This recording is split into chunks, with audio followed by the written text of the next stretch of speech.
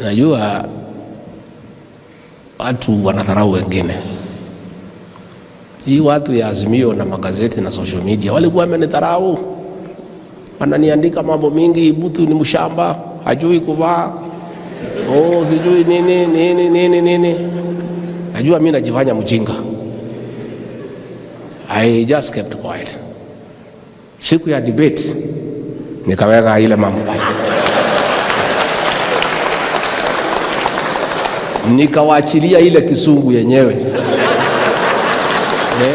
Na nilikuwa najifanya sijui, ndio wasijimpangie. And that is the last day I heard of that lady. The next time I saw her with a sufuria on the head. Usisarau mtu tu ati unaona ako tu jua kali nini. Don't. Kila mtu ako na kipawa chake. And I want to tell you, please, let's work, let's support these CSs.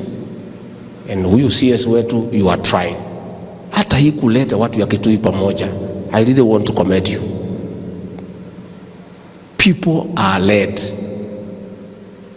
Mungu amekupatia nafasi.